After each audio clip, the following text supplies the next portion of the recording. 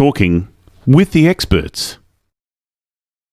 Hello and welcome to Talking with the Experts. My name's Rose Davidson from rosedavidson.com, and Talking with the Experts is about all things business by business owners for business owners, and you can find it on SoundCloud and on YouTube.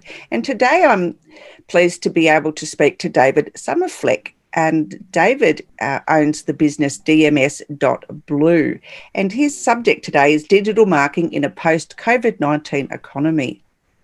And David is an enterprise digital marketing specialist with over 20 years' experience working for marketing and advertising agencies across the United States and North America.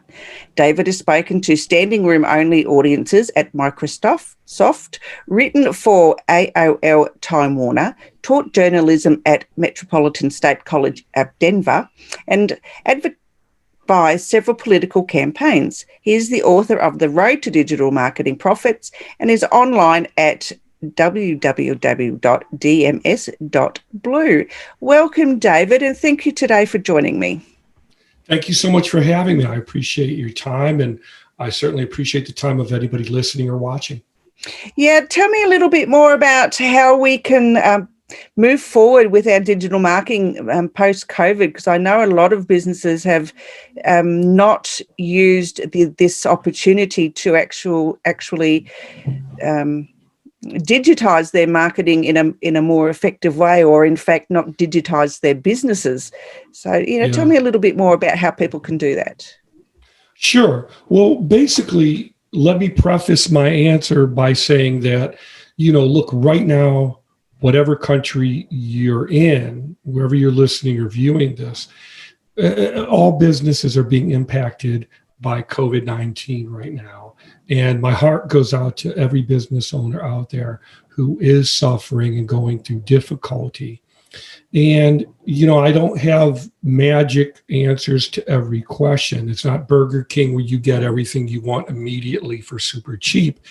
But there are answers, and there are ways to try to equalize this situation, to try to be competitive, be productive, and actually do well financially, even during an economic downturn and a global pandemic. You can turn things around. You can prosper right now, but it does require a shift in mindset, and that's imperative. So one of the ways that we do this is by using what I call digital marketing. Digital marketing is simply online marketing, but using digital tools and services. So what does that mean? That basically means instead of having just a company website, you look at this company website as an extension of your business. It's basically your business online 24 hours a day, trying to find the right customer or the right client for you, trying to find ways to automate processes and procedures for your business so you don't have to waste time doing repetitive things all the time, like answering the phone or giving someone directions. You shouldn't have to do things that you don't want to do or can't do or want to change or adapt to. A good example of this right now is, let's say that you own a local pub or bar or a restaurant, whatever you want to call it. Right now, every pub, every bar should be offering home delivery, at the very, very least, curbside pickup, takeout, and obviously a home delivery. Now, in most of the U.S., I think you can very easily, very affordably partner with Uber. They have Uber Eats, they have DoorDash, they've got Postmates. So really, wherever you live, there's some type of food delivery service that you can partner with. So every business website should have all of these facets to accommodate the person at home saying, I'd really like to order food or even drinks from this local pub or restaurant, but you know what? They don't deliver to my home. So I guess I'm going to look for someone else. Or they go to Google and they can't find someone in their area. because perhaps that local pub or bar, they don't use what's called SEO, which is how you outrank competitors in online search. So basically, digital marketing is using all these different tools and combining them together, such as what an enterprise level business would do. So what is an enterprise business? That's basically a business that has 50 or more employees. They may have more than one location. So they really need to look at how can we use digital media, digital marketing to reduce overhead, to cut redundancy, to automate things. So they really want to get very, very serious about how they use this technology beyond just having a one-page website or something and not caring whether it ranks in Google or not. So I hope that answers the question. And Yeah, it does. But what about the people that have less than, like, what if they're just a solopreneur, and they're doing it on their own? Right, and that's perfectly fine. Yeah, what about the automation for them, if they really can't afford it? It's kind of what?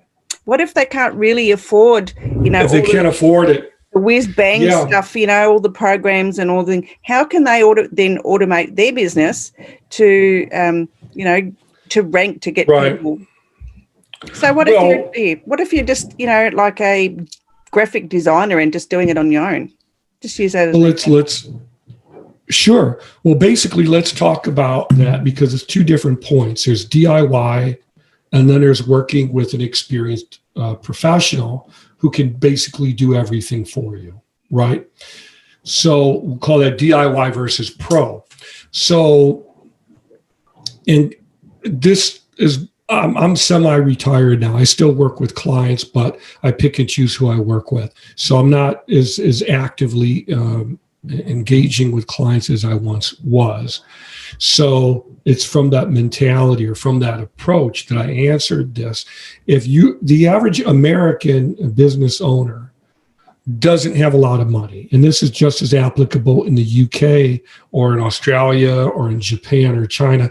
The average small business owner is what they call a mom and pop, maybe 2 or 3 people. And that's the majority of businesses in the US. I'm not sure about other countries, but in the US, the majority of businesses, period, are considered small businesses, meaning they have fewer than the 50 employees of an enterprise business. And solopreneur is one person.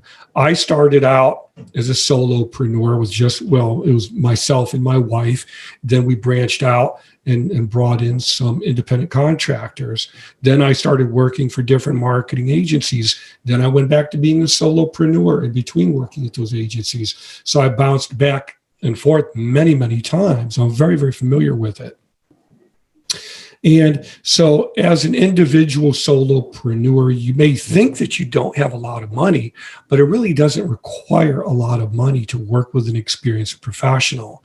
And one of the problems, one of the traps that I see so many small business owners falling into is trying to do everything themselves for themselves and then feeling completely overwhelmed where they say 6 months later or 6 years later, I'm just not getting the phone calls that I wanted. I'm not getting the emails that I wanted. What do I do? Well, you're ideally, you want to be running your business. If you're an optician or an accountant, which is a great example of a solopreneur, right? You're a yoga teacher, whatever it is that you do, you can't afford to get the help for someone to come in and say, look, take care of your business. I'm not an accountant. I'm not a lawyer. I don't know how to do this. I'm not interested in learning. Let the pro be the pro. And I'm a big advocate of that. So, as far as budgets are concerned, it's very easy to budget to work with a professional in just about any country you live in. About the last time I looked at ad rates for newspapers and phone books, it was several $1,000s. I mean, if I wanted to put an ad in a local newspaper, it would cost anywhere from $2,000 to $3,000 to put an ad in a local newspaper. If you didn't want to spend that, they wouldn't take you very seriously. And that ad would run probably for anywhere from 1 to 2 months. They would never guarantee results. And after you stop paying, the results that you might have gotten would stop. And it's the same way to put an ad on the side of a bus or a billboard. It's certainly more to put an ad on a local radio station. Now you can pay to put ads on Hulu or YouTube, and the rates are almost always identical or in that same estimate ballpark. So for that same amount of money, almost all experienced professionals will talk to you and take you seriously and work with you. If someone came to me and said, David, my budget is $2,000 or $3,000, and I'd really like to get started in a very serious, committed way, I would take them seriously. Of course, we would have to have a couple of conversations to work out the specifics and create what I call scope, project scope, to determine the scope and breadth of what their goals are. And we'd have to work with that depending on the budget range. But almost every professional, if you tell them your budget is around $2,000 to $3,000 to get started, they'll take you seriously. They're not going to, tell you to take a hike. Now, if you say, I want to be number one in Google, I want a beautiful mobile responsive website, I want e-commerce, I can take payments for my services or my products or home delivery, but my budget is $200, they're going to tell you, sir or ma'am, we can't do that. That's not realistic. You have to meet me halfway. And that's where you have drama, or unmet expectations working with freelancers who don't know how to have these conversations, or small business owners who aren't experienced and don't know how to budget. And that's where you go to what I call DIY or do it yourself. So you have companies such as Wix and Weebly and Squarespace and WordPress.com and so on and so forth.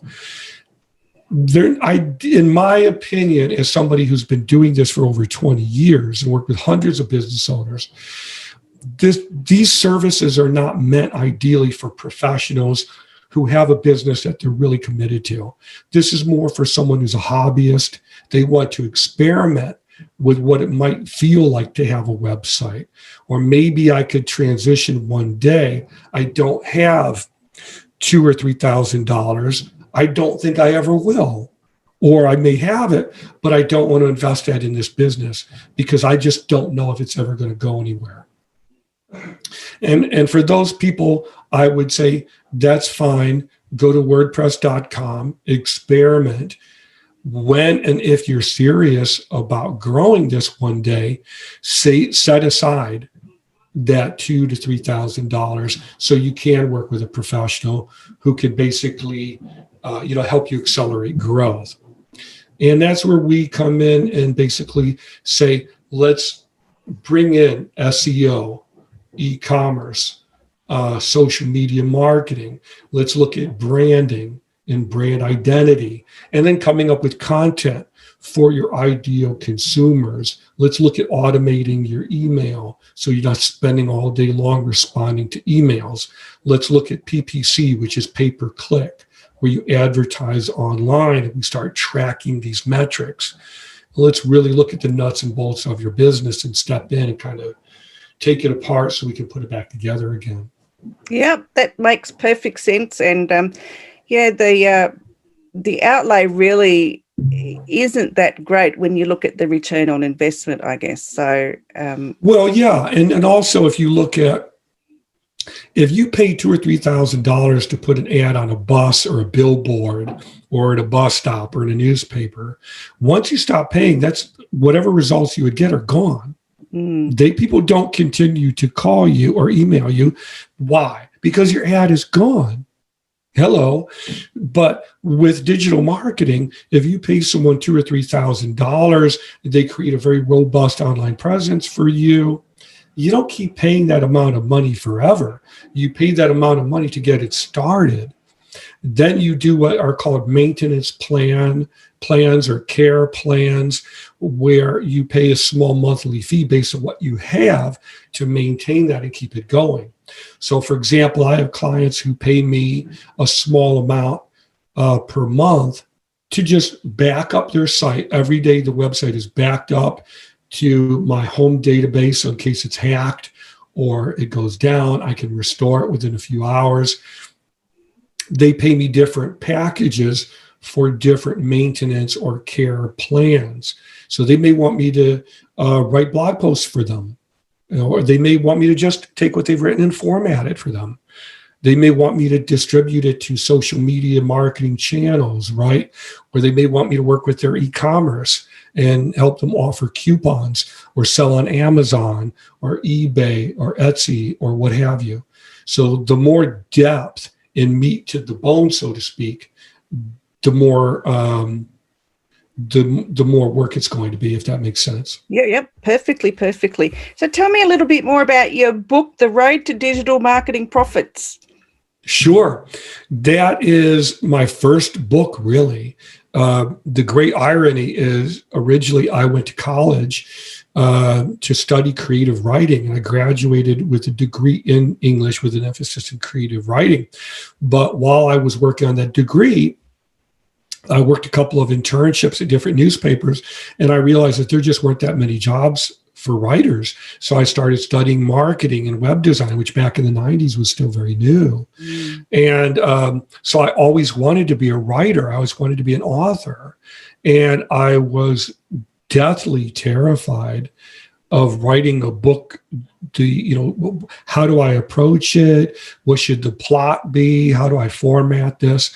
And I just said, you know what? This is crazy. I'm just going to write a workbook that addresses the most common problems that I've heard working for marketing agencies over 20 plus years. What were the most common problems? And one of them was budget. I'd hear that every single day. And they would always come to me with the same problem. Why am I not getting any phone calls? Well, the DIY website wasn't made for that. Unless you already know what your SEO should be, unless you know how to program this, unless you know what the design should be or what you should write about, unless you have e-commerce and it's not a very attractive site, you're not going to be competitive with the local vendors and the local law firms and accountants and the pubs and everything who are able to invest for exponential growth, right? So I wrote The Road to Digital Marketing Profits to try to even that up, to try to take the struggling business owner or the new business owner and say, let's take the metaphor of you want to go from point A to point B. You want to drive from this place to this new destination and have a nice road trip, but you've got a map with holes in it. You've got hitchhikers on the side of your road saying, hey, pay attention to me, pay attention to me. I can make you, get to your destination faster for no money down or whatever. Or you need gas, so you pull over to get gas and you end up getting lost or your car breaks down. So I wanted to take that metaphor and try to make it a little bit fun and entertaining for readers so that at the beginning of the book, I take you from the perspective of a newbie being completely new to these concepts and practices to the end where you're at your destination, the destination being, I understand now. I have some ideas as to what my brand should be, who my ideal customer should be, or who I want that should be. What can I offer them so that when they visit my website, they find things that are engaging to them, that are interesting to them, that speak to their needs and problems. So they don't just look at the website and go, well, I don't know what this person does or how they could help me. So I'm going to go ahead and go to Amazon or eBay or Etsy and just work with them so I don't have to deal with all of the stress of trying to figure it out. So you want to give them more. And by the end of the workbook, you have that. And you also have a business plan that you've worked through, and you can take that to a credit union or a bank or whatever the equivalent would be in your own country. Terrific. And where can they get this book? Well, they can purchase it on my website at dms.blue. And what I do is provide links to Amazon. They can go to Amazon. They can go to Books A Million and Barnes & Noble. And even Walmart, I think, should now be carrying it as paperback. Wow, that's exciting. It is. And I'm very happy about that. And, I would encourage people who want that help to look at the book. And one of the things that I say in the book is, after you purchase the book, I'm available. You can get in touch with me, and I'm happy to answer questions because I want them to succeed. Yeah, well, and don't we all? We, as business owners who provide a service to others, we always want our clients to succeed because this is why we're in business. We're not here to make ourselves Absolutely. And like I said, I'm semi-retired now. Thank God, knock on wood, especially now with all the chaos going on. But I don't want to work with a business owner unless I really feel that I can knock it out of the park for them and that they're fully committed and they believe in it. Because that way I know that, if we can meet on the right terms and you're committed, there's nothing that can hold us back, So I want to make sure that anybody who reads the book, feels empowered that they can really make that transition and make it effectively and scale for rapid growth. Beautiful. Well, David, thank you so much for your insights today. It's been really great, and I'm sure that our listeners, watchers, will get some value from what it is that you've spoken of today. I know I have. I'm going to go and get a copy of your book now.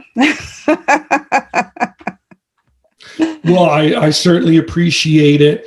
And, and also I just want to say, as someone who, cares about consumers and business owners very deeply, I'm working on some courses as well, because some people don't like to read. Some people would rather, listen to an audio book or experience a visual course.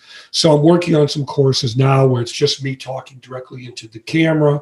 And then we go into visual things where we show different infographics and different diagrams, and we dig down a lot deeper into it. So I'm working on those as well to give struggling business owners more to choose from. Oh, perfect. Well, give me when they're up and going, give me the links, and I'll be sure to share them around, because I know that there are business owners out there at the moment who really are very challenged, and I think what you have to offer will be very helpful to them. So yeah, I certainly hope so. Yeah. I'm sure it will be. So other than your website, David, where else can people find you? Well, if you go to Google and just type in dms.blue, I'm all over the internet. I am probably most visual, I would say, on Facebook and Twitter. I'm also on YouTube. But if you go to dms.blue and you scroll all the way down to the bottom of the page, you will see all my social media links available there. And I also offer free 30-minute strategy calls with struggling business owners in particular to answer questions that they might have to try to help them get started and going in the right direction. Perfect. Well, I'll have to go and stalk you now. Please do. All right, David, thank you so much. And I hope that we can chat later on in the year, because I think what you have offered today is very valuable, and I think later on in the year, when we more progressed into 2021, I think we might see a change in business habits, and I think what you can offer will be more valuable later on in the year. Well, I certainly appreciate your time, and I invite you and anyone listening or watching to keep in touch. All right, David, thank you so much. Thank you. Have a great night. You too.